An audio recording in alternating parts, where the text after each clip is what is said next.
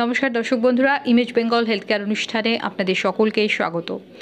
আজকে আমরা এসে উপস্থিত হয়েছি নারায়ণা আর.এন. টেগোর হসপিটালে এবং আমরা আমাদের মধ্যে পেয়েছি প্রখ্যাত নিউরোসার্জন ডক্টর অমিতাভ চন্দ্রকে।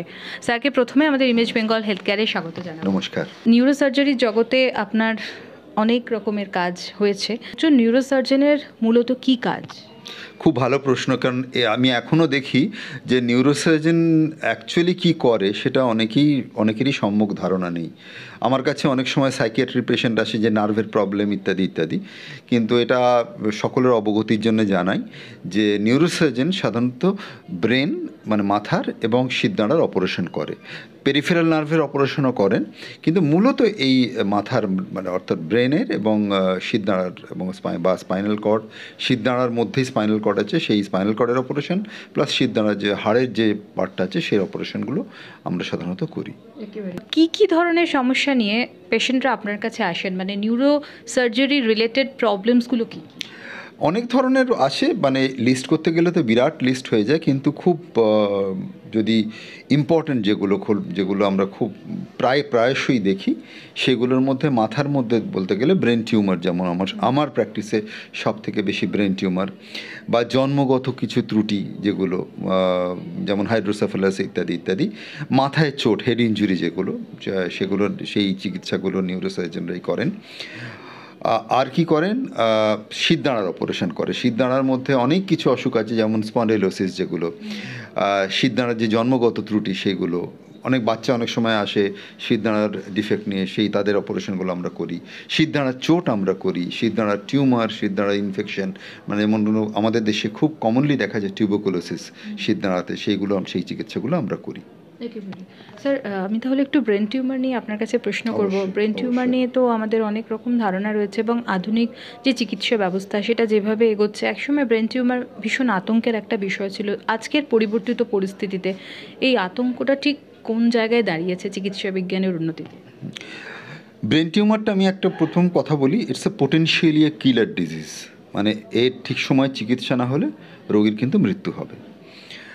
হ্যাঁ, আপনি ঠিকই বলেছেন যে একসময় ব্রেন টিউমার কথাটার মধ্যেই একটা আতঙ্ক লুকিয়েছিল যে ব্রেন টিউমার রোগী বাঁচবে না, চিকিৎসা না করলে তো বাঁচবেই না, এমনকি চিকিৎসা করতে গেলেও, অপারেশন করতে গেলেও অনেক রোগী বাঁচতেন না, মানে বেঁচে উঠতেন না। এটা ধরুন আমি যখন ডাক্তারি পড়ছি, আজ থেকে মেডিকেল কলেজ যখন MBBS পড়ছি, প্রায় ধরুন 40 বছরের কাছাকাছি আগে, সেই সময় কিন্তু খুব গ্লুমি সিচুয়েশন ছিল, যে আমরা জানতাম যে ব্রেনে টিউমার হলো মানে আর বাঁচবে না। আমার আত্মীয় স্বজনের কয়েকজনকেও দেখেছি যে এরকম হতে, কিন্তু ধীরে ধীরে পরিস্থিতিটা বদলাতে আরম্ভ করলো, যে চিকিৎসার অগ্রগতি হতে আরম্ভ করলো। কলকাতাতে এখন মানে অত্যন্ত মডার্ন চিকিৎসা আমরা করতে পারছি। আমরা যদি দেখি যে কি কি অ্যাডভান্সমেন্ট হয়েছে ট্রিটমেন্ট, আজকে ব্রেন টিউমার অপারেশনের পর না বাঁচাটাই মানে খুব অস্বাভাবিক ব্যাপার।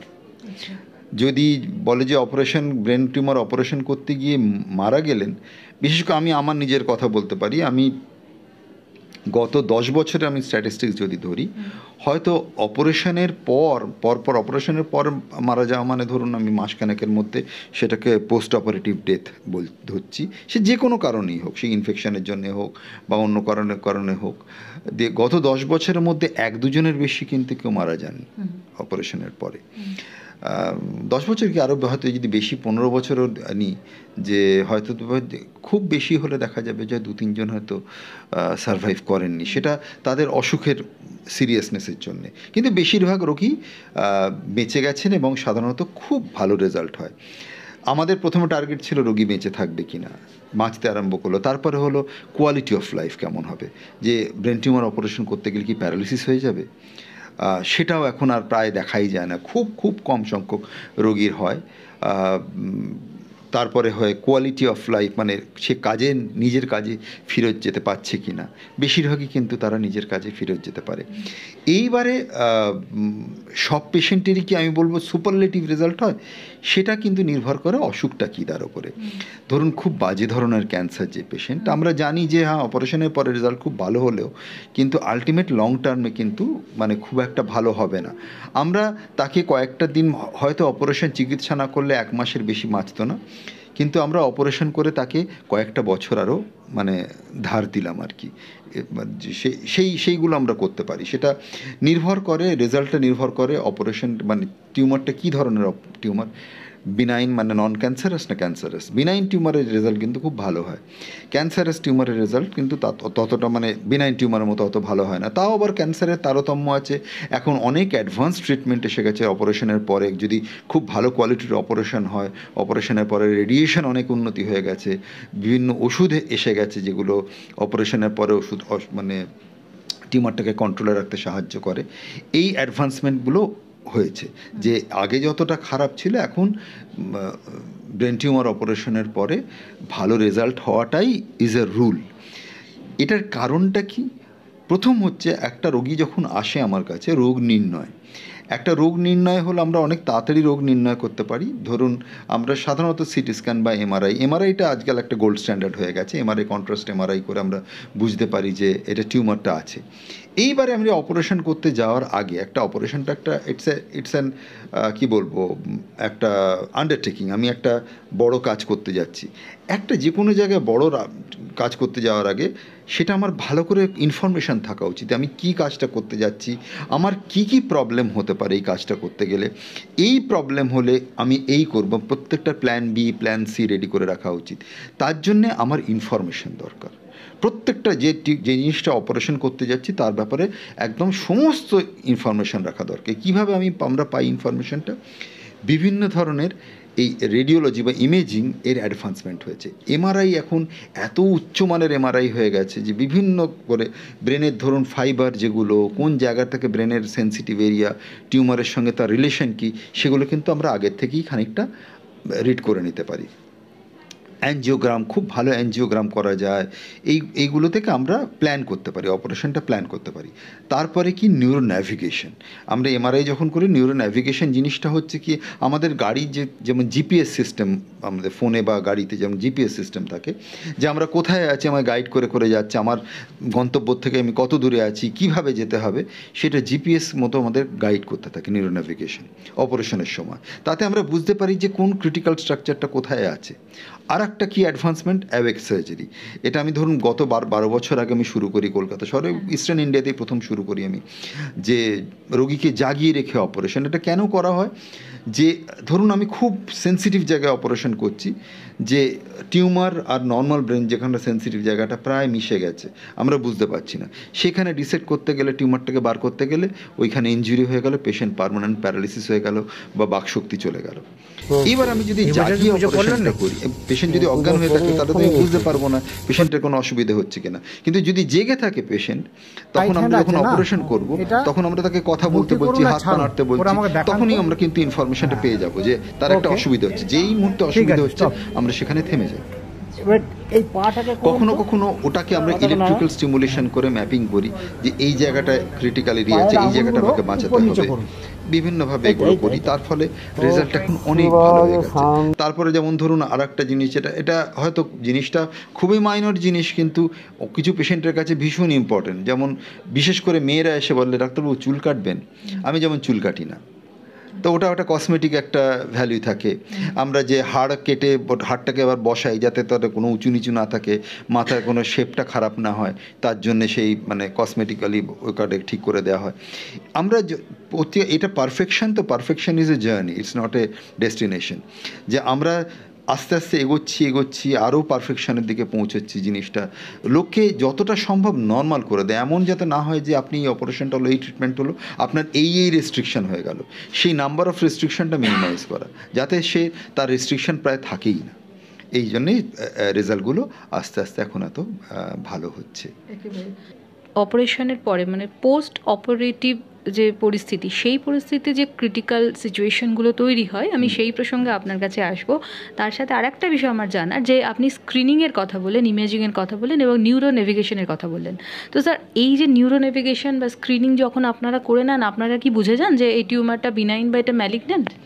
বেশিরভাগ ক্ষেত্রেই আমরা বুঝতে পারি যে এটা বেনাইন টিউমার না ম্যালিগন্যান্ট টিউমার। কিন্তু ব্যাপারটা কি জানেন তো, আমরা যতক্ষণ না জিনিসটা টিউমারটা বার করে বায়োপসি করছি আমরা ফাইনাল ভার্ডিক্টটা দিতে পারি না। ওটা হচ্ছে 100% প্যাথোলজিক্যাল টেস্ট হচ্ছে, বায়োপসি করলে আমরা তখন বুঝতে পারি এটা বিনাইন না কী বিনাইন বা হলেও কী ধরনের টিউমার, ম্যালিগন্যান্ট হলে কী ধরনের টিউমার, ম্যালিগন্যান্ট হলে কতটা ম্যালিগন্যান্ট, কতটা খারাপ। সব ম্যালিগন্যান্ট যে ভীষণ খারাপ ডিসম্যাল অবস্থা তা না, অনেক ম্যালিগন্যান্ট টিউমার আছে যেগুলো ততটা খারাপ নয়, সেগুলো আমরা আগের থেকে খানিকটা বুঝতে পারি। কিন্তু প্যাথোলজি যখন আমরা বায়োপসি করি সেটা আমরা ফাইনাল কথাটা বুঝি। আর একটা কথা আপনাদের দর্শককে জানাই, বায়োপসি কথাটা মানেই কিন্তু আতঙ্কিত হওয়ার কিছু নেই। বায়োপসি মানে হচ্ছে আমরা যে জিনিসটাকে বাদ দিচ্ছি সেই জিনিসটা কি, আমরা যেটাকে বাদ দিলাম সেটা কি, সেই পরীক্ষাটাকেই বায়োপসি বলে। এবার বায়োপসির রেজাল্ট কীরকম আসবে সেটা আমরা জানি না। বায়োপসির এই জন্য করা হয় যে আমরা যে জিনিসটা সন্দেহ করেছি সেটা কনফার্ম করার জন্য। সেটা বেশিরভাগ ক্ষেত্রেই আমরা দেখি যে আমরা যেটা ভেবেছি সেটাই বেরোয়। খুব রেয়ারলি দেখা যায় যে আমরা যেটা ভেবেছি ইমেজিং বা ওগুলো দেখে সেটার সঙ্গে মিলল না। তখন আমরা অনেক সময় প্যাথোলজিস্টের সঙ্গে আলোচনা করি যে আরেকবার ক্রস চেক করা হোক জিনিসটা কি অ্যাকচুয়ালি সেটা দেখানোর জন্যে। স্যার, যেটা আরেকবার বলছিলাম যে অপারেশনের পরে কী ধরনের কমপ্লিকেশনস তৈরি হয় সেটা যদি একটু বলেন। অপারেশনের পরে যদি আমাকে এনলিস্ট করতে হয়, আমাদের টেক্সট বইতে যদি লেখা ধরে বলতে হয় তাহলে বহু কিছু হতে পারে। প্রথম কথা, মৃত্যু হতে পারে অপারেশনের পরে, এমন একটা আনফর্চুনেট কোনো কমপ্লিকেশন হলে মৃত্যু হতে পারে, মেজর প্যারালাইসিস হতে পারে, কোমাতে চলে যেতে পারে রোগী, বিভিন্ন ধরনের কমপ্লিকেশনস হতে পারে। কিন্তু এইটুকু মানে অ্যাসিওরেন্স দিচ্ছি, এই সংখ্যাগুলো কিন্তু খুব কম, খুব কম। অন্তত আমার হাতে আমি দেখেছি। আমি এই কলকাতা শহর এবং মধ্যিখানে বেশ মানে বছর তিনেক আমি ঢাকা শহরে কাজ করেছি। আমার ইন্ডিপেন্ডেন্ট প্র্যাকটিস হয়ে গেল 21-22 বছরের মতো, 21-22 বছর ইন্ডিপেন্ডেন্ট প্র্যাকটিস। আর নিউরোসার্জিক্যাল এক্সপিরিয়েন্স বলতে গেলে এখন আমার 30 বছরের ওপর হয়ে গেছে। ইন্ডিপেন্ডেন্ট প্র্যাকটিস 22 বছর আমি ইন্ডিপেন্ডেন্ট প্র্যাকটিসের কথাই বলছি, আমার ট্রেনিংয়ের কথাটা আমি বলছি না। ইন্ডিপেন্ডেন্ট প্র্যাকটিসে আমি বলছি যে রেজাল্ট কিন্তু আমার হাতে এখন পর্যন্ত দেখেছি খুবই ভালো। আমি বলবো যে রোগী খুব কম রোগী আছে যে খারাপ হয়েছে অপারেশনের পরে। হ্যাঁ, এখন তার অসুখটাই এমন অসুখ যে খুব হাই গ্রেড ম্যালিগন্যান্সি, তাদের হয়তো আমি মানে খুব লং টার্ম সার্ভাইভাল দিতে পারিনি, কিন্তু তারা সেটা অসুখের কারণে মারা গেছে, অপারেশনের কারণে নয়। স্যার, আপনি বললেন যে কিছু কিছু ম্যালিগন্যান্ট টিউমার আছে সেগুলো অতটাও খারাপ নয়, তো তাদের ট্রিটমেন্ট আপনারা কীভাবে করে থাকেন? ম্যালিগন্যান্ট টিউমার যদি হয় তাহলে আমরা তো প্রথম আমাদের অ্যাটেম্প্ট থাকে যে টিউমারটা পুরোটা বার করা। যে কোনো টিউমার আমরা পুরোটা বার করি, যতটা সেফলি অবশ্য বার করা যায়। এমন কোনো জায়গা হলো ধরুন যে একটা পেশেন্টের একটা ভয়ঙ্কর ক্ষতি হয়ে যেতে পারে, সেইখানে আমরা সেটা হয়তো অল্প একটু কিছু রেখে আসতে হয়, কিন্তু আমাদের চেষ্টা থাকে পুরো টিউমার বার করা। পুরো টিউমার বার করলে রেজাল্ট সাধারণত খুব ভালো হয়। এবং পুরো টিউমার, ম্যালিগন্যান্ট টিউমার যদি হয়, পুরো টিউমার বার করলেও কিন্তু পরে ট্রিটমেন্ট দরকার হয়। মূল যেটা অ্যাডজুভেন্ট ট্রিটমেন্ট যেটাকে বলা হয়, যে রেডিয়েশন হচ্ছে মূল ট্রিটমেন্ট। এবং রেডিয়েশনও অনেক ধরনের রেডিয়েশন এখন বেরিয়ে গেছে, তাতে লং টার্ম রেজাল্ট কিন্তু খুব প্রমিসিং রেজাল্টস দিচ্ছে।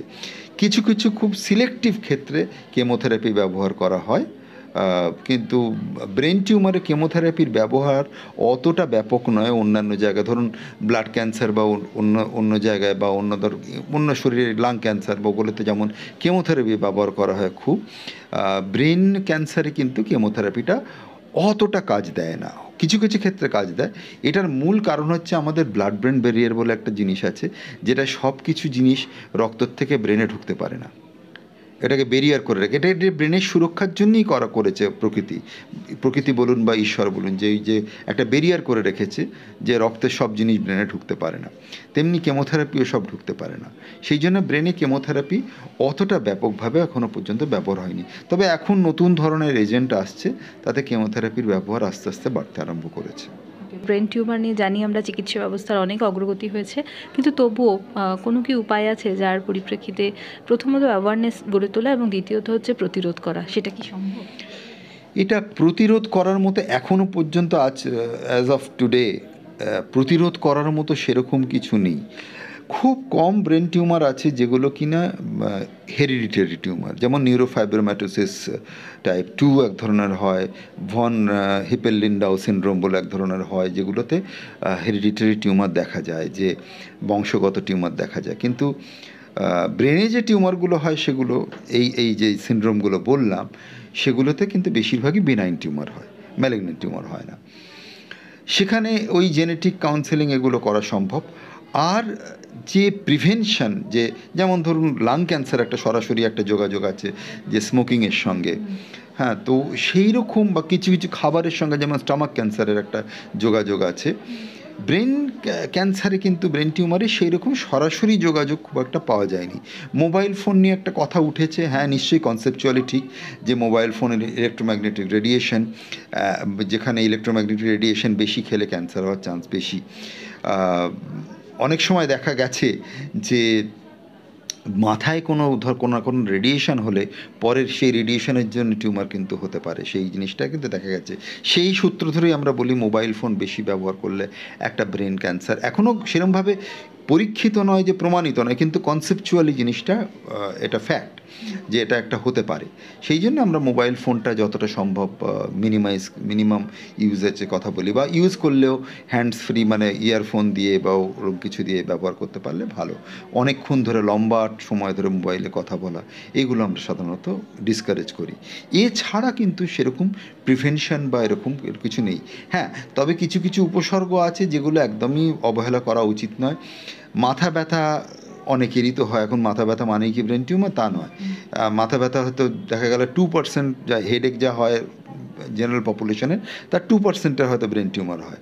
কিন্তু আবার অন্যদিকে এমন কথা আছে যে ব্রেন টিউমার মানেই যে মাথা ব্যথা হবে তার কোনো মানে নেই, কিন্তু 70%-এ মাথা ব্যথা থাকে, 30%-এ কিন্তু মাথা ব্যথা থাকে না।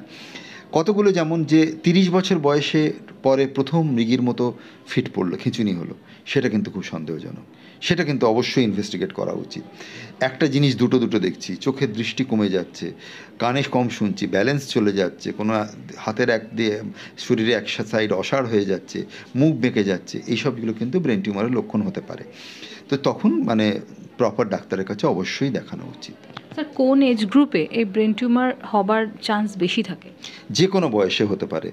একদম নিউবর্নেরও আমি ব্রেন টিউমার চিকিৎসা করেছি, 80-90 বছর বয়সেও চিকিৎসা করেছি। নো এজ ইজ এক্সেম্পট, কোনো বয়স এক্সেম্পট নয়। কিন্তু কি তফাৎটা কি, টিউমারের ধরনটা বদলে যায়। একটা বাচ্চার যেমন ধরুন যে ধরনের ব্রেন টিউমার হয়, 80 বছরের লোকে অন্য ধরনের ব্রেন টিউমার হয়। কিন্তু ব্রেন টিউমার কোনো বয়স এক্সেম্পট নয়, যে এই বয়সে ব্রেন টিউমার হয় না এরকম কিচ্ছু নেই। রাদার আমি বলবো বাচ্চাদের দেখা যায়, বাচ্চাদের যত ক্যান্সার আছে সব থেকে কমন ক্যান্সার হচ্ছে রক্তজনিত ক্যান্সার, যেমন লিউকিমিয়া, লিম্ফোমা, এগুলো। সেকেন্ড কমনেস্ট কিন্তু সেন্ট্রাল নার্ভাস সিস্টেম ক্যান্সার, মানে ব্রেইন আর স্পাইনাল কর্ডের টিউমার, এটা কিন্তু সেকেন্ড কমনেস্ট বাচ্চাদের ক্ষেত্রে। স্যার, ব্রেন টিউমারের একটি কারণ কি এরকম হতে পারে যে পুরনো কোনো আঘাত? এটা একসময় বহু বছর আগে একসময় ধরা হয়েছিল যে হ্যাঁ হেড ইঞ্জুরির জন্য হতে পারে, কিন্তু এখন সেরকম কোনো এভিডেন্স পাওয়া যায়নি যে মাথায় চোট লাগার ফলে ব্রেন টিউমার হয়ে গেল, সেরকম কিছু নেই, সম্পর্ক নেই। জেন্ডার ওয়াইজ পুরুষ বা মহিলাদের মধ্যে কীরকম ব্রেন টিউমার হয়?